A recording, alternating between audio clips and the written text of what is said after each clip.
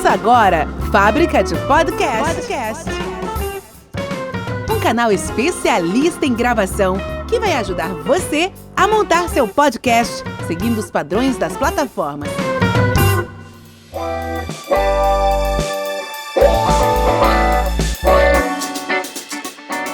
E aí, pessoal, bom dia, boa tarde, boa noite, boa madrugada. Tá começando agora mais um episódio da Fábrica de Podcast. Aqui, Alex Fonseca apresentando pra você hoje uma coisa muito legal, porque eu tô com um cara aqui que inclusive é cliente meu, tem um canal no Spotify, no Deezer, no Apple Podcasts, aí no seu agregador preferido, entendeu?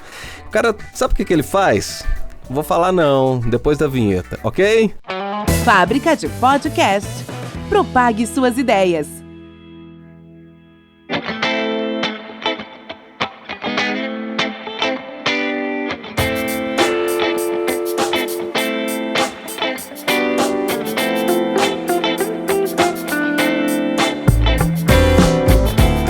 Fala aí, Alessandro Nardinelli do canal Tropical FPV. Como é que você tá, meu caro? E aí, Alex, tranquilo? Beleza, cara? Na luta aí. Na luta, cara, com certeza. Com essa pandemia ainda, né, tem que lembrar disso porque podem nos ouvir daqui 10 anos, né? Talvez essa quarentena já tenha acabado, É né? verdade, já tenha passado. Espero, né? Espero, pois é, cara. Aqui, mas vamos lá então. Você é do canal Tropical FPV e muita gente não sabe o que quer dizer essa sigla.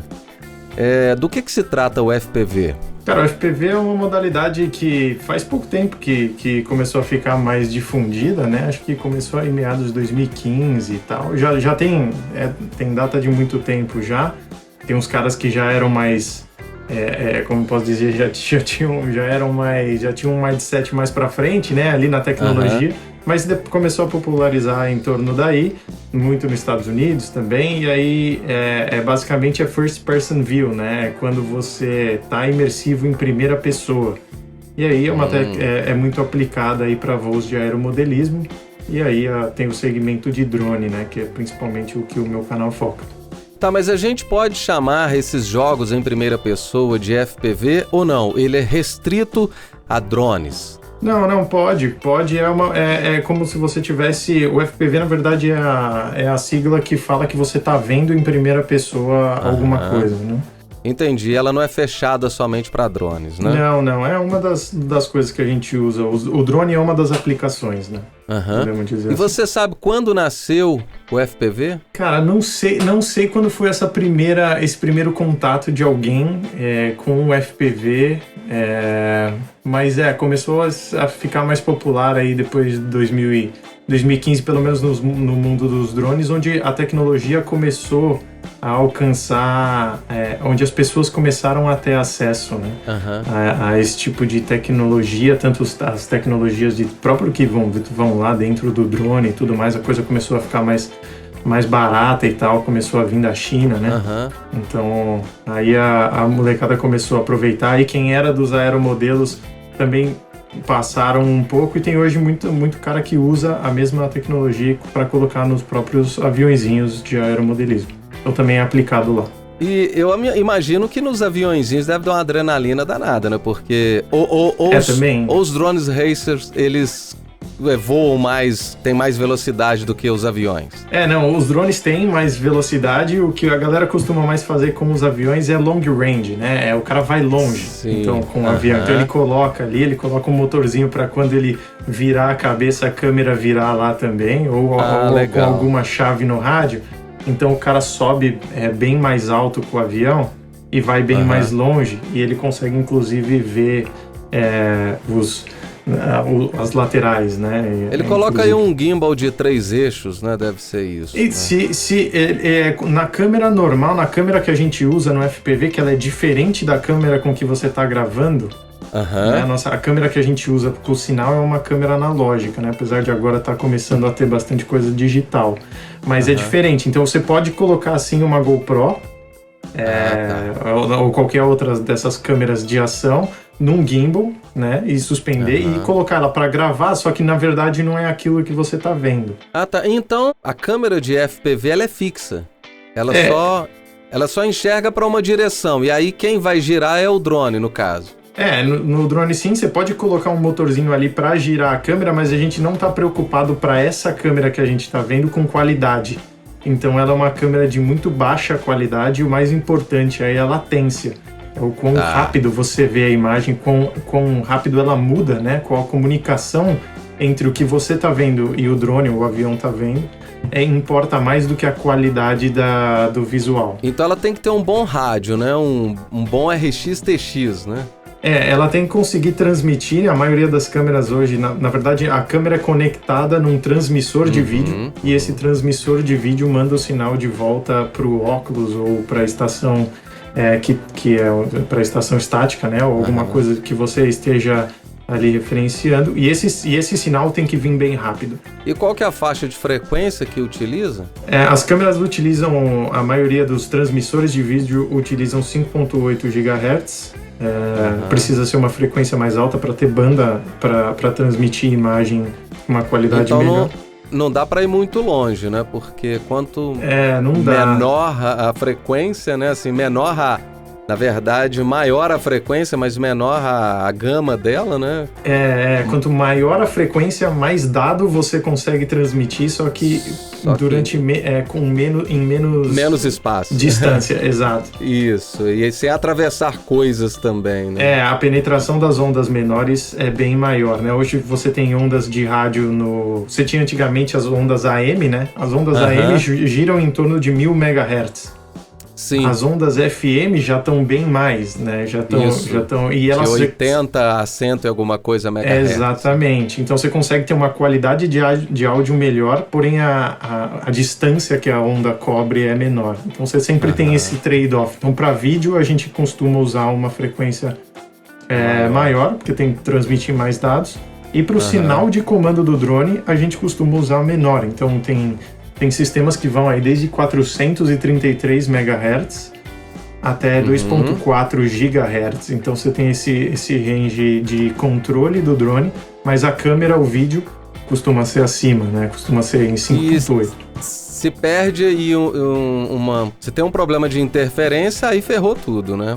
Exato.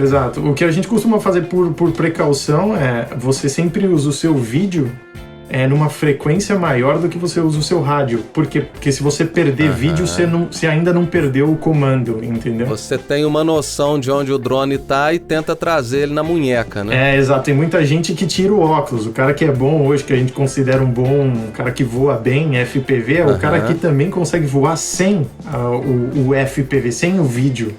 Né? Porque daí ele consegue, caso tenha algum problema, trazer o drone de volta no olho ali.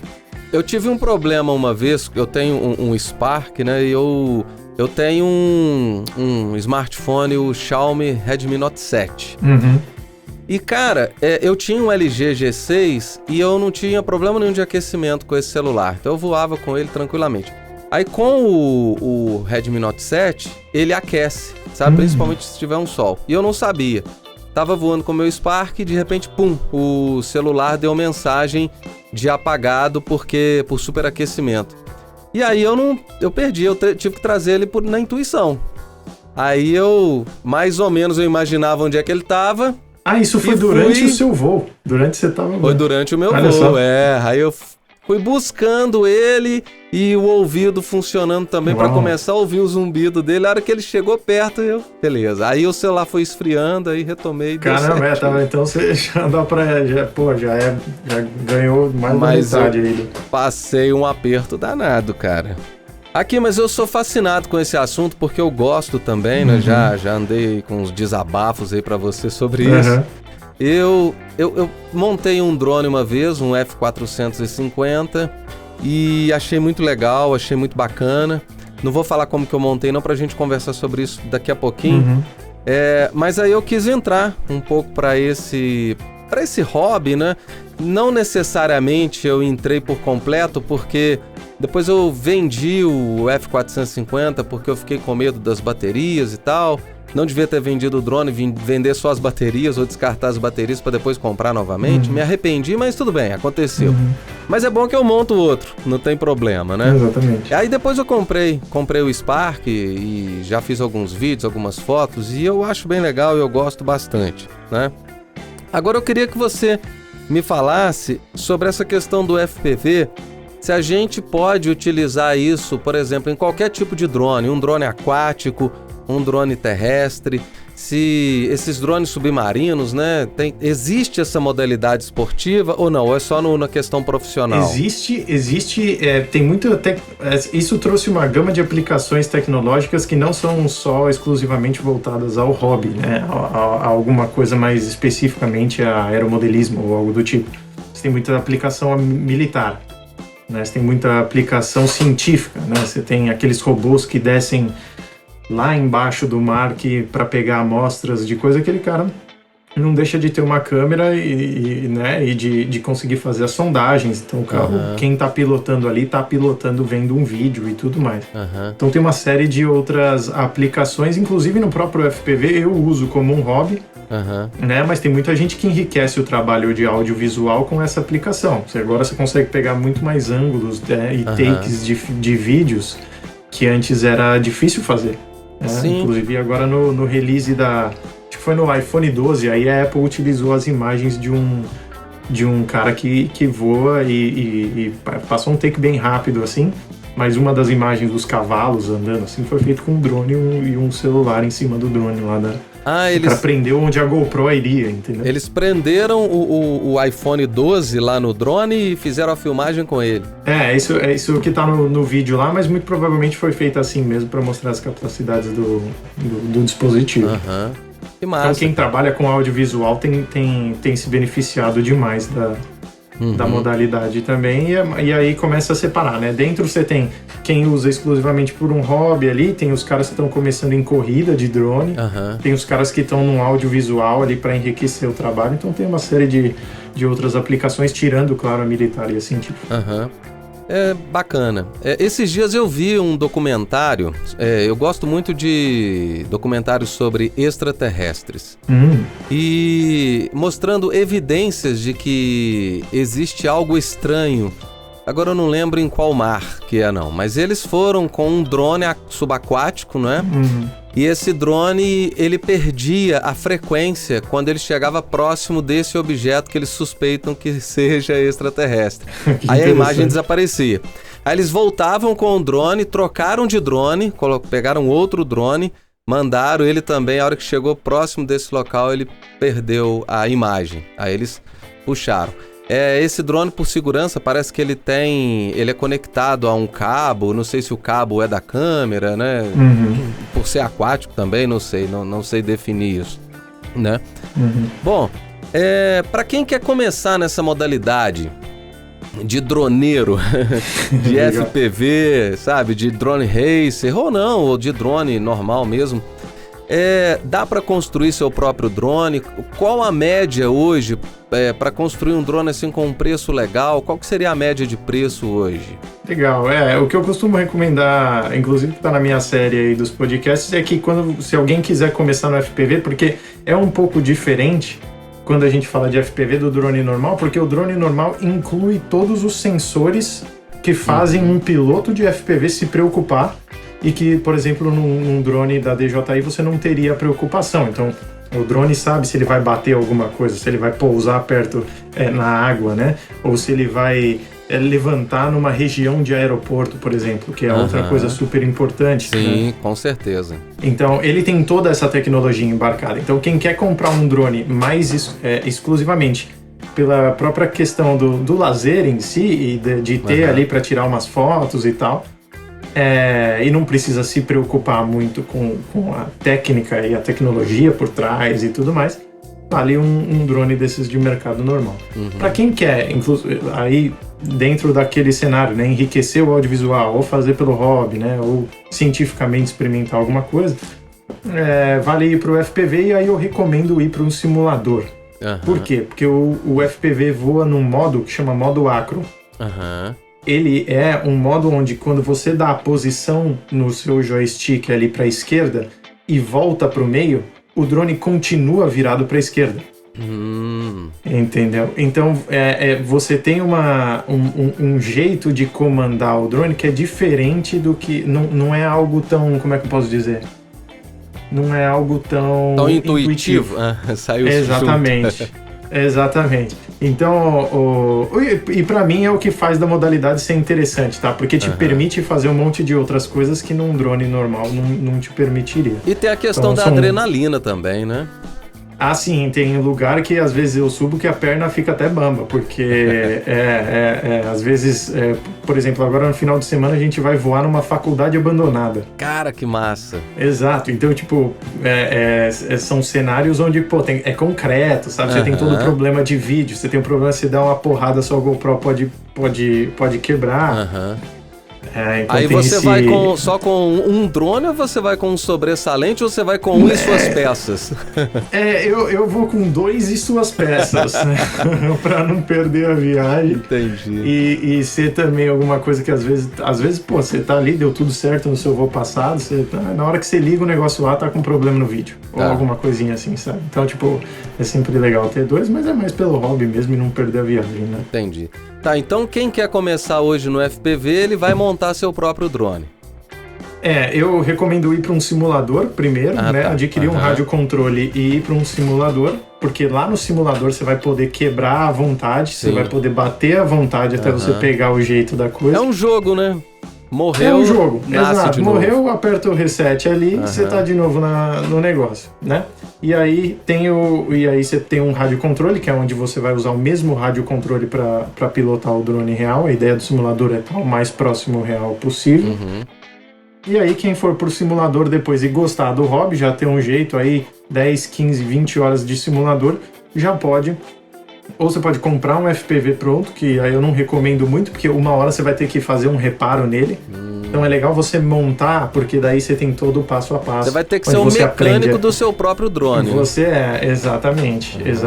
Então eu passo muitas e muitas horas na bancada soldando alguma coisa ou configurando alguma coisa no computador. E pouco tempo voando. Queria que fosse o contrário. Mas esse processo de montar e tudo mais é tão gostoso quanto, gostoso, né? Se não mais. É muito bom. O aprendizado que vem junto também é muito legal. Com certeza. Tá, então saiu do simulador. Então, pro simulador, a pessoa vai ter que adquirir aí pelo menos o controle de cara, né? Exato. Tem controle de todas as faixas de preço, né? Você tem desde um Fly Sky menorzinho ali de 300, 400 reais até os Futaba, né? Que são controles super famosos, né? São os mais famosos aí que chegam a 5, 7 mil, 10 mil reais. Você tem controle de preços absurdos, mas todos eles têm a função, eles desempenham a mesma função, lógico que de maneiras diferentes, mas para quem quer só experimentar ali, é legal ter um controle para fazer, porque não adianta nada você jogar o simulador no mouse e no teclado. Sendo que na hora que você for pilotar o seu drone, você não vai voar no mouse e no teclado, né? Exatamente. Até tem jeito de fazer isso, mas não é o usual, né? Exato. Bom, então tá. Então a pessoa foi lá, aprendeu, comprou um simulador, comprou um controle, aí ela vai pro drone. Como que ela faz? Ela vai lá no Banggood ou lá no AliExpress, isso aí, começa a comprar motorzinho, ESC, controladora. Exato. Hoje a gente tem algumas empresas comercializando aqui no Brasil as peças. Você tem sempre a opção de importar, como são pequenos componentes, né? Costuma ser uma coisa que passa sem primeiro que nem batem o valor da taxa, né? A maioria das coisas costumam ser abaixo de $50, que é hoje o limite de taxa de uma mercadoria para ser taxada. Mas juntando todas essas peças, que daí sai o drone mesmo, o custo costuma girar ali. Se você quer alguma coisa iniciante, nós estamos falando dos R$800. Alguma coisa intermediária ali em torno de 1.500, 2.000, e aí você consegue... Isso já incluindo o controle? Não, isso incluindo apenas o drone FPV. Exato. O controle você vai ter uma vez e você pode pilotar diversas coisas com ele. Você pode comprar um carrinho daqueles de gasolina, usar o controle. Você pode comprar um barco, de aeromodelo, pelo amor de Deus, né? Você pode comprar um aviãozinho de aeromodelo e tal. Então o controle tem essa gama de aplicações. E você tem é uma peça que eu costumo dizer que não é aí onde eu economizaria, porque é o seu equipamento para diversas outras peças, né? É o seu transmissor principal. Com certeza. Aí a pessoa pode ir, se for olhar os preços na China ou aqui no Brasil, a sequência de componentes, a gente tem aproximadamente uns 8 componentes. Então você tem a casca, né, o frame, a gente tem os motores do drone, que são, a maioria das vezes você seleciona os motores pelo frame ou o frame pelos motores, porque tem uma taxa aí de empuxo e tal, que eles precisam de dimensões, inclusive, para as hélices, né? Você tem as hélices em si, o frame, o motor, os controladores de velocidade, que são os ESCs, ESC. Você tem a controladora de voo, que é onde fica o cálculo, é onde o drone faz as contas para se manter no estado que ele precisa. O giroscópio, o acelerômetro, tudo para ele se equilibrar. Exatamente, barômetro para alguns, exatamente. Então, é onde ele faz os cálculos para mandar a energia para os motores e fala se equilibra nesses pulsos aqui. Aí, se você quer seguir para o FPV, você tem a câmera, o transmissor de vídeo, a antena.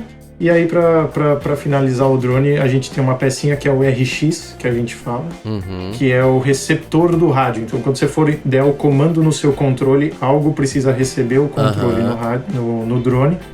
Esse é o receptor do rádio controle. E essa pecinha é a que você vai precisar ter nos outros brinquedinhos, caso você vá usar com o mesmo controle. É só ter exatamente. Para cada modelismo. Você pode, inclusive, aí, né? usar o mesmo.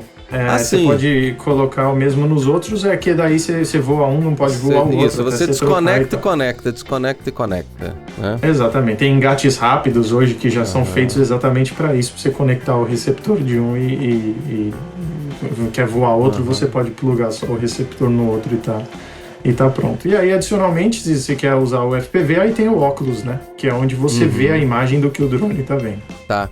E é imersivo? É muito imersivo? É como se você estivesse no alto mesmo ali, olhando de cima para baixo. É fantástico. Essa foi uma das coisas que mais me pendeu a ir para esse hobby. Ano passado eu tava procurando um hobby. Eu falei, cara, eu preciso achar um negócio, sabe? E aí, quando eu tive a primeira experiência, foi fantástico. Porque a gente sempre tem aquele sonho de voar, né? E aí você voar olhando ali como se fosse os seus próprios olhos, né? Sim. Isso é fantástico. Você fala de São Paulo. Sim. Sou São Paulo. E São Paulo tem muito lugar para voar? Cara, na cidade, a gente a gente tem uma série de legislações que a gente precisa estar dentro, né? Então não é simplesmente construir o drone e sair por aí voando, que isso pode acidentar muita gente. Você pode, né? Tem toda uma série de limitações que na cidade de São Paulo estão mais restritas naturalmente, por ser uma cidade. Então, tem aeródromos, você pode ir para voar, mas a galera costuma fazer um pouco mais afastado da cidade grande. Então, tem um time lá que eu costumo frequentar, que é lá de Campinas e região ali e tal, né? Então, a gente costuma ir para lá, seleciona alguns lugares longe das pessoas e abertos, né? Legal. Longe de helipontos e aeroportos, que esse é outro fator super importante. Com certeza. Hoje a lei de drones no Brasil é uma das melhores do mundo. Eu imagino. O controle como é feito aqui e a velocidade com que você pode declarar um voo, você pode reportar uma autoridade que você está ali naquela região, é fantástico. Toda a documentação online e tal. Então. Cara, e eu acho o seguinte, o mais importante de tudo isso que eu costumo dizer é a sua consciência. Tá? Porque eu vejo aí um pessoal, tá, que participa de alguns grupos de drones e tudo. E aí eu vejo um pessoal aí que fala de regulamentação, que fala de meu drone é todo documentado, é todo isso, é todo aquilo, mas que no final das contas, sabe, você vê que ele fez um vídeo de uma forma num local que ele não poderia ter feito. Entendo. Sabe, então eu acho que o mais importante disso tudo é a consciência, né? É você Exato. ser consciente. É aquela coisa assim, de beber e dirigir, né? Então, É uma boa analogia, né? assim, voar os drones, independente das legislações que for, Isso. tem uma regra que sobrepõe todas, principalmente para essa questão do drone, que você precisa estar afastado de pessoas Sim. não anuentes do seu voo, Aham, no mínimo de 30 metros, aham. horizontais, tá? Então não é 30 metros para cima da pessoa, Sim. Não, isso aí, é no raio. de cara você já vê que 90% de muitos que filmam, Se alguém não voa respeitam o drone em isso. cima das pessoas... Você vê tantos shows aí com o drone passando por cima e tudo, né? Pelo menos eu nunca me pediram autorização pra esse drone tá passando por cima de mim ali, não. É verdade, é verdade. Mas então por isso que eu falo, o mais importante é a consciência, né? E essa consciência, ela vai além de qualquer legislação, vai além de qualquer regra, porque se você tem consciência, se você está preocupado com o próximo, está preocupado em fazer correto, né? O resto é consequência. Bom, dá para praticar FPV com os drones da DJI ou não? Ou eles são drones muito inteligentes, já estão... Não, eu acho que assim... É complicado dizer. Não dá para trazer o FPV do jeito que ele é um drone montado para um drone da DJI, exatamente pela quantidade de sensores e as restrições impostas lá que você não tem controle sobre modificar. Ah, tá. Essa é um dos cenários, tá? Acho que mas vai muito de quem tá ali no feeling. Se você tá se sentindo, né? Se você tá se sentindo como um cara que, com a experiência do drone, tá tendo uma experiência de voar em primeira pessoa...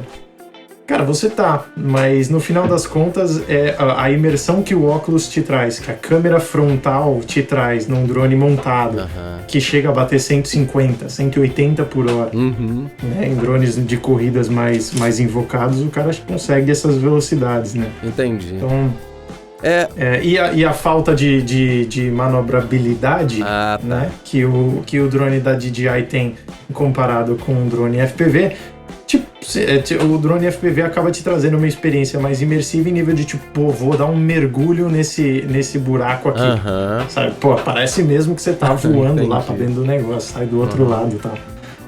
Parece que a DJI tem um óculos, chama Googles, não é isso? Eles têm um sistema da DJI exclusivo, que é o FPV, né, deles lá, e eles não têm um drone, eles têm um pacote que eles foram os pioneiros Essa questão também é meio polêmica, mas eles desenvolveram um sistema de vídeo digital para drones FPV. Ou seja, o sinal que a gente recebe na câmera do drone que vem pra gente, do vídeo transmissor que vem pra gente, né, no óculos é um sinal analógico. Ele parece daquelas televisões antigas, que ele chuvisca quando você tá perdendo o sinal. A DJI inventou um sistema que é digital, ou seja, você põe um transmissor digital no drone e o óculos da DJI é um receptor digital de sinal. Tá. Então você tem uma imagem muito mais clara. Só que o risco de travar é maior, porque ao invés de chuviscar, ela vai travar. Ela congela. Isso que é uma coisa... Ela primeiro perde qualidade. Então você vê a imagem não é igual a TV HD, né? Ela perde um pouco de qualidade e aí depois, se ela ainda assim continua perdendo o sinal, não é que a coisa faz um fade, né? Não é que você perde um sinal gradual, ela corta. E aí é meio complicado o cortar, porque você tem a imagem congelada. Tem gente que prefere, tá? Ao invés do chuvisco, porque quando começa a chuviscar, você perde total visibilidade do que você tinha na sua frente. Se a imagem congela e você tem um bom senso espacial, você ainda que consegue ali saber onde é que tava e onde é que tá agora. É mais difícil. Aí você vai mentalizar o espaço, né? Até pegar o sinal de novo. Eu ainda vou sistemas analógicos, né? Inclusive, por causa do preço, é muito mais barato do que um sistema digital. E pra mim importa muito a latência. Eu sou um piloto de freestyle, né? Então eu gosto de fazer bastante manobra rápida, entra por aqui, sai por ali e tal. E a latência constante que do vídeo analógico traz é super importante. Do que a latência variável de um sistema digital. Hoje já estão desenvolvendo alternativas para latência constante num sistema digital. Mas o analógico me traz uma experiência ainda bem, como é que eu posso dizer? É uma experiência conservadora, talvez.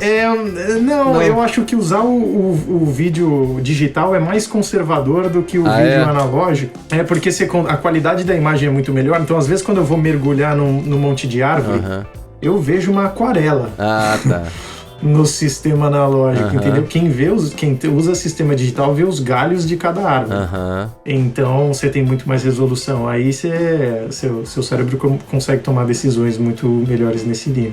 Mas como a latência, para mim, eu preciso de uma resposta rápida do vídeo, por causa das manobras, e por causa do preço também, eu ainda utilizo o sistema analógico. Mas é um sistema fantástico, o sistema digital que está saindo aí.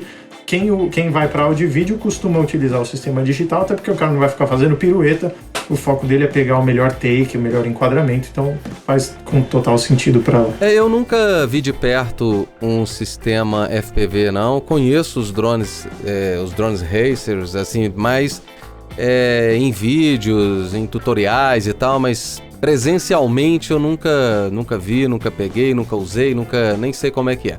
Eu tenho um pouco de medo e de receio de tentar mexer com isso assim do nada, porque eu tenho um problema de enjoo, sabe? Eu enjoo até com um pedalinho. Então, por exemplo, é sério, não é brincadeira não, cara. Sabe essas boias de parque aquático que você deita nelas para descansar no rio? Já inverte. Se eu deitar numa boia dessa pra descansar no rio, eu fico enjoado. Minha família ri de mim por conta disso, brinca comigo. Mas é fato, a gente foi na Disney no início do ano passado, eu tinha que tomar 10 draminhos pra andar numa montanha russa.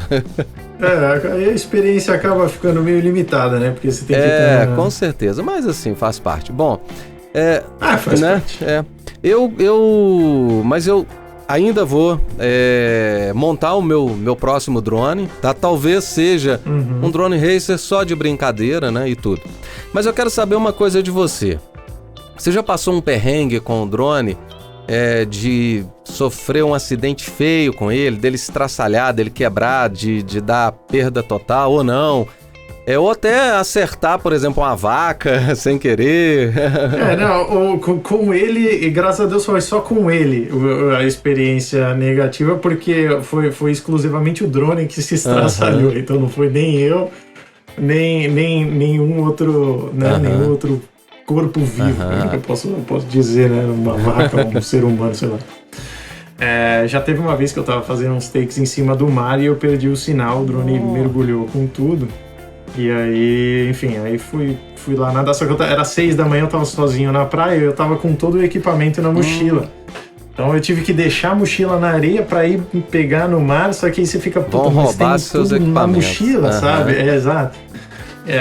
Mas aí eu meio que visualizei ali onde tinha caído, não tinha sido muito fundo no mar, também fui lá e peguei, mas invalidou a maioria dos componentes. Água salgada é meio complicado de recuperar, né? É complicado, a água doce dá.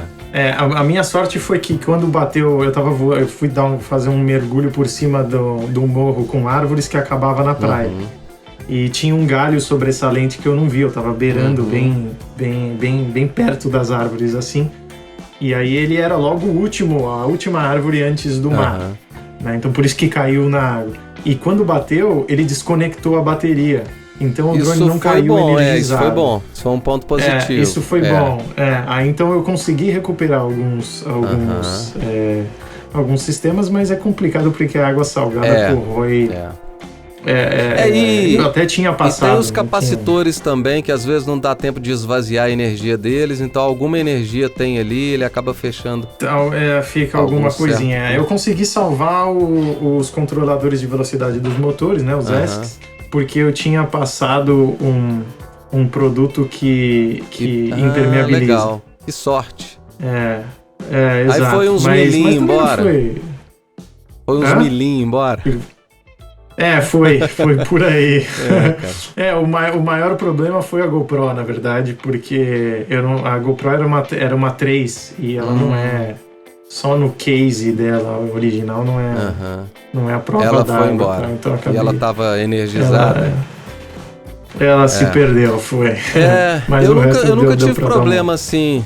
Aliás, com o meu F450, eu sofri vários acidentes. Então, eu remendei, eu troquei hélice, eu remendei frame, eu pus um gimbal nele, o suporte do gimbal quebrou. Então, várias coisas eu fui remendando. Eu passei um perrengue sim com esse F450 que foi até engraçado. Eu não vou contar onde, por uma questão ética, mas eu ainda inexperiente, sem muitas preocupações, eu fui tentar voar na cidade, mas num local que não tinha pessoas, que era quase uma zona rural. Claro. Mas era ao lado de um prédio importante em construção que ainda não estava sendo utilizado. Tá? Era um prédio que ia para inaugurar. Cara, o drone subiu e ele começou a girar em cima de mim. Eu perdi todo o controle dele. Ele começou a girar. Ele devia estar a uns 30 metros de altura, ou talvez nem isso. E ele ficou girando. Então o que eu tive que fazer? Desligava o controle, ligava novamente. Ele pegava ele um pouco, mas ele perdia o sinal de novo. Ele deve ter tido uma interferência ali e ele ficou em loop, ele ficou girando em cima de mim. Meu filho estava comigo, a gente passou um aperto porque esse prédio era importante, eu fiquei com medo dele atingir esse prédio. E se ele atingisse esse prédio, eu ia sair nos jornais da cidade. Entendeu? Muito provavelmente. Com certeza. Daquela com homem derruba drone no prédio, tal. Mas aí, com muito custo, eu ao desligar e ligar o controle, em alguns lapsos de segundo, eu consegui retomar o controle dele. Aí eu desliguei ele por completo, ele caiu. Aí ele quebrou algumas peças, caiu no mato, mas ainda quebrou. Depois eu reconstruí o que se perdeu. A partir daí eu fiquei com muito medo de voar com ele, sabe? Aí eu guardei, depois eu vendi tudo. Agora, com o meu Spark, eu já voei dentro de cidade, já voei em vários locais, longe de pessoas, e nunca tive problema não, sabe? Tem uma configuração muito importante que a gente costuma fazer nos drones Racer e esses drones mais FPVs feitos pela gente, que é o fail-safe. Fail-safe é uma estratégia no código que a gente implementa, né? Na configuração da controladora de voo, que é, se eu perder o sinal, o que eu faço? É meio que o drone se pergunta, né? Se eu não tiver mais o sinal do controladora de quem está me controlando, qual que deve ser a minha atitude? E aí você tem algumas opções. Uma delas é se manter parado no local que você tem, cortar os motores, ou seja, cai. E quando você tem um GPS instalado no drone, você pode ter a opção de voltar para o ponto inicial da onde ele partiu. O return to home, né? É o return to home, exato. Mas às vezes, sei lá, a galera às vezes configura errado, ou ele vira um return to China, né? Isso! Que ele volta para home dele lá na China. Cara, eu vou te contar. Ou é um retorno pro mato, sabe? Alguma coisa assim. Então tem que tomar um cuidado com essas configurações. O curioso é que o fail-safe dele estava configurado para que ele pousasse e nada aconteceu. Eu não entendi que pânico foi essa. Mas voltando no Return to China, foi engraçado você falar isso, porque uma das primeiras vezes que eu voei com ele, eu fui num local, era um estacionamento de um clube na beira de estrada que não tinha ninguém. Então eu fui lá com meu filho, eu falei assim, deixa eu testar o Return to Home dele. Cara, a hora que eu fui testar o Return to Home dele, ele foi tomando uma trajetória que ele foi embora. Puta merda, ferrou. Aí eu tive que pousar ele na marra. Que cortar. O Return to Home tem uma aplicação importante, tem uma consideração importante, que é primeiro que ele não ativa a X metros do ponto de decolagem, então você pode ativar ou desligar que ele não vai acontecer, porque o Return to Home programável nesses drones de FPV, até hoje a tecnologia que a gente tem volta para o ponto inicial onde você pousou, mas não é que ele volta por cima e pousa bonitinho. Você estabelece uma distância onde ele vai começar a decrescer de altitude. Entendi. Então você está a 200, 300 metros, na hora que você dá o return to home, quando ele chega em 100, por exemplo, ele vem em linha reta, né, pelo sinal do GPS. Quando ele chegar em 100, ele fala, começa a decrescer numa taxa X por segundo. Então ele começa a se aproximar do ponto onde ele saiu, onde ele decolou, Só que numa taxa constante de decrescer, né? Ele começa a decrescer constantemente. Então, se tem alguma coisa no caminho, ele vai bater. Né? Então, não é um return to home muito inteligente. Tem que tomar muito cuidado. Eu não uso return to home. Para mim, eu uso drop, que é perder o sinal, cai.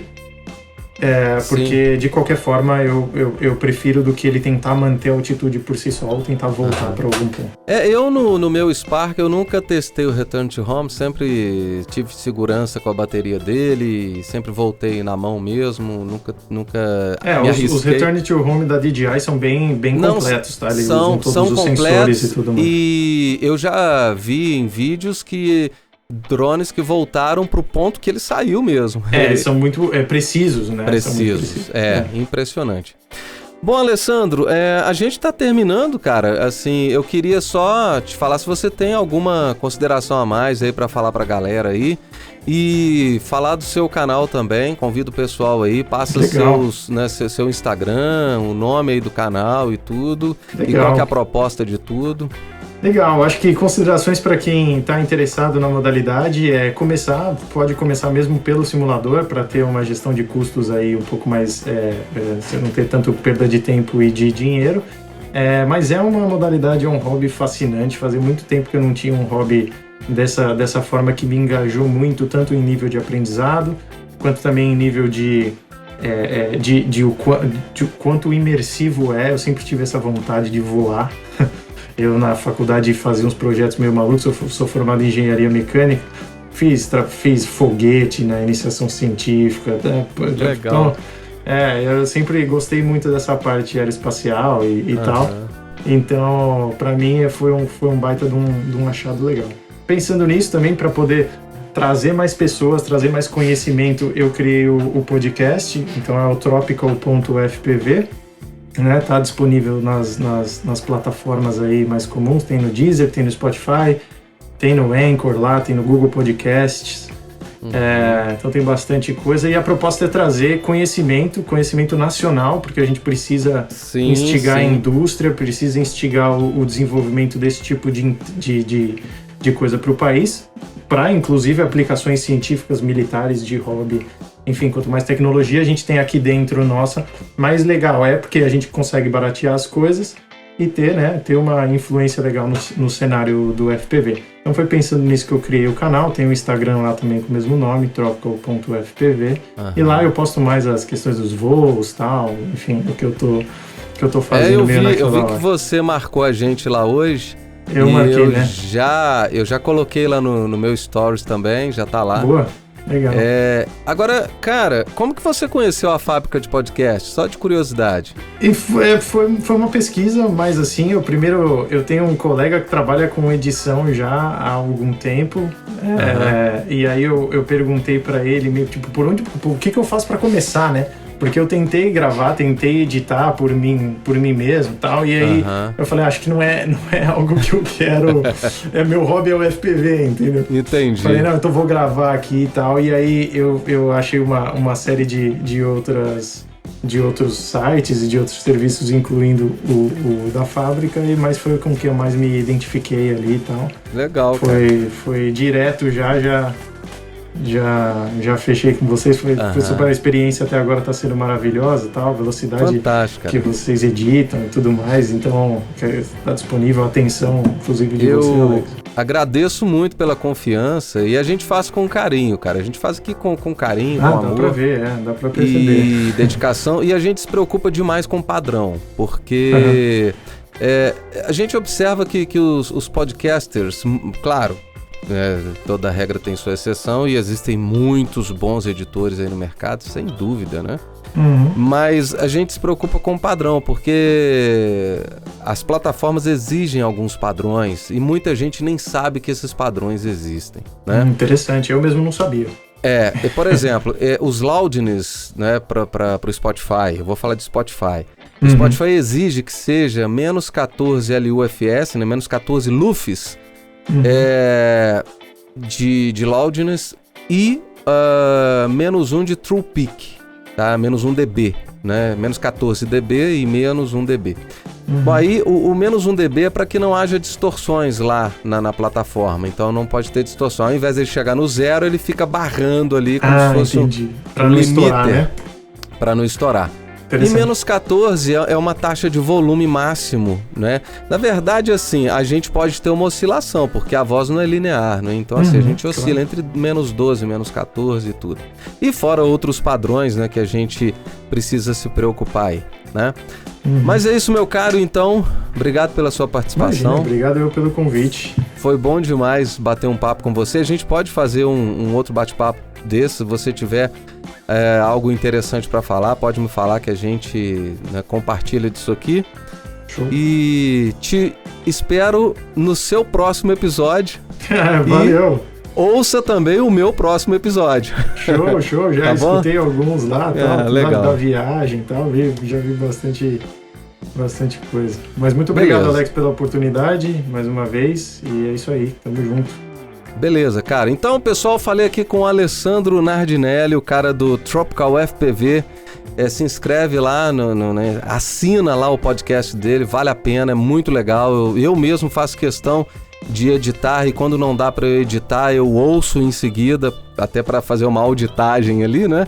Legal. E para ver, né, sobre o assunto. Galera, quer montar seu podcast? Acessa lá, afabricadepodcast.com.br e a gente te ajuda, tá? A gente edita, masteriza e de gorjeta ainda cria o canal para você nas plataformas. Forte abraço, até semana que vem. Valeu, tchau!